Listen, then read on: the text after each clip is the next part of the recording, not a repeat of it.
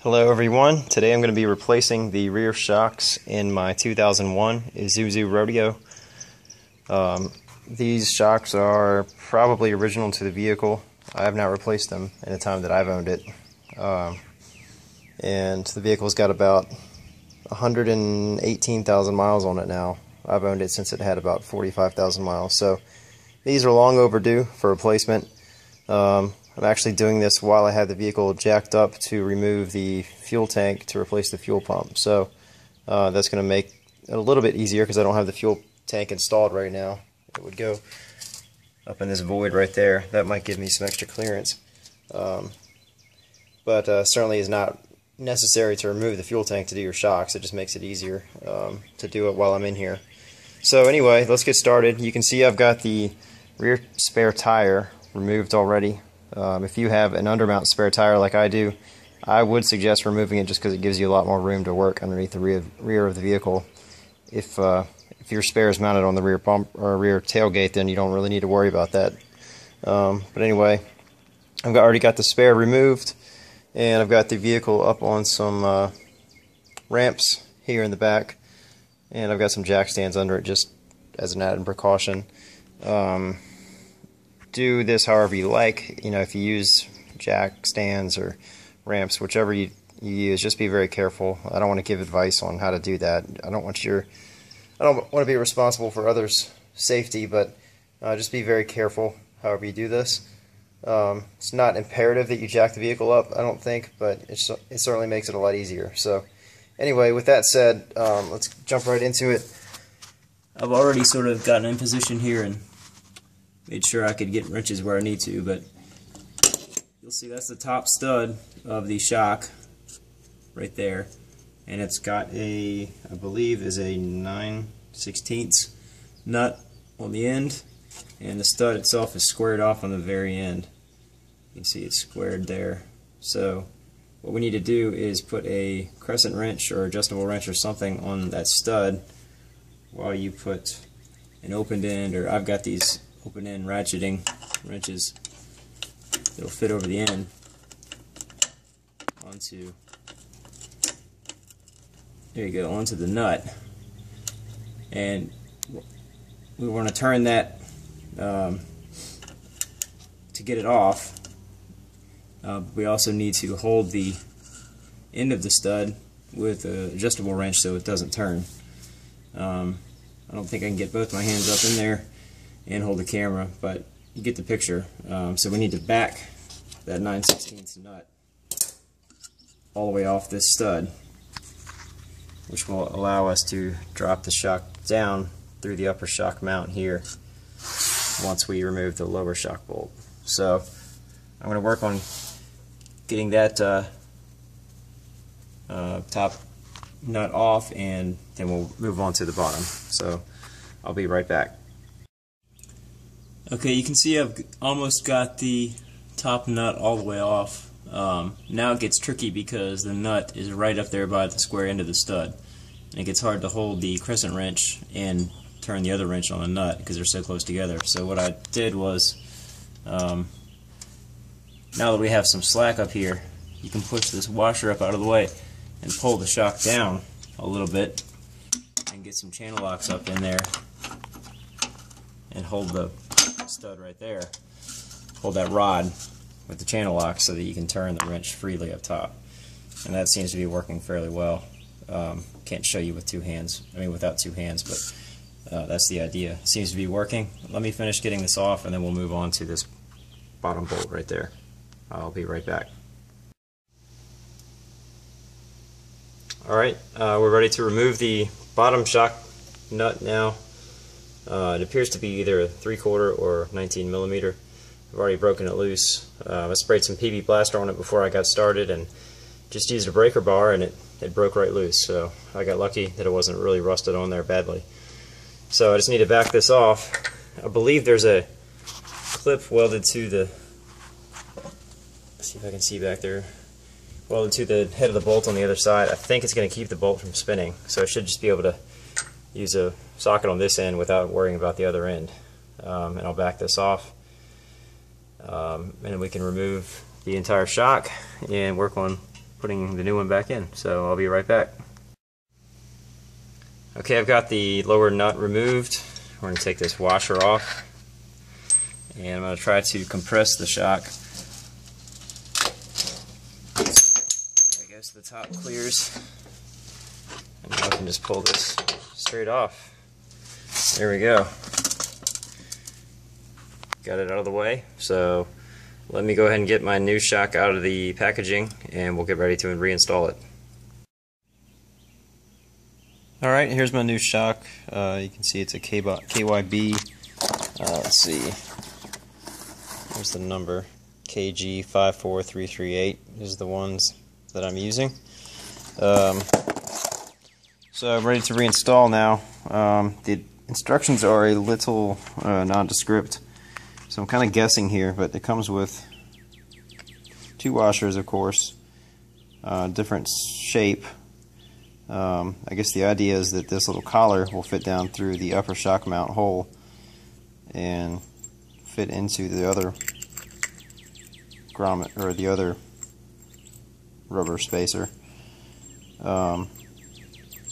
And the 2 washers, the metal washers, are different size as well. One's a little bit longer or larger. This one's a little bit larger. I'm guessing that this rubber grommet goes on top with the washer concave facing down, and I'm guessing that the smaller steel washer goes on the bottom with this rubber donut with the chamfer facing down, so that the flat face will hit against the upper shock mount. Again, I could be wrong about this, but that's how I'm going to install them. You can see this is the part that came off. It was installed like that, with the steel washer concave facing down, and this washer, or this grommet, was like that. So a little bit different configuration. I'm just gonna, the instructions kind of make it look like the way I'm going to install it is correct, so that's what I'm going to go with. Anyway, I'll grab the new shock here. So the idea is going to be to obviously put this on first, then run the upper stud back up through the upper shock mount, and of course we'll put the other rubber donut, grommet, whatever you want to call it, and steel washer on top, and it'll fit through the mount hole like that. And then we'll put the nuts on top. Now the idea here is, I think, to run this nut down tight and then run this slightly shorter but same diameter nut down on top of it to lock it in place on the stud. So that's what I'm going to do. Let me get this in place and I'll get it snugged down, and then we'll tighten the bottom bolt, and we'll be done with this side of the vehicle. And I'll be right back. Alright, I've got the new shock in place now, and I've got the bolts started, top and bottom. Let's see. Give you a shot up top. You can see how I've got the rubber donuts and the metal washers installed. And I've got the first nut installed on top. You can see I use some anti-seize on the threads, so that if I have to change these again in the future, hopefully the nut won't be rusted on. And then on the bottom, same thing. I use some anti-seize, put the washer back on, and I got it finger tight. Need my socket wrench now. So there you have it. I just need to finish installing this nut on top, and I'll run the other nut down on top of it to lock it in place. And I will show you a clip of that when I'm done, and that'll basically be the whole process. I still have to do the other side, which is going to be slightly trickier because of the exhaust pipe here being in the way, but I should be able to get to everything. So, and that shock installs the same way the other side does. So anyway, let me finish up this one and I'll move along.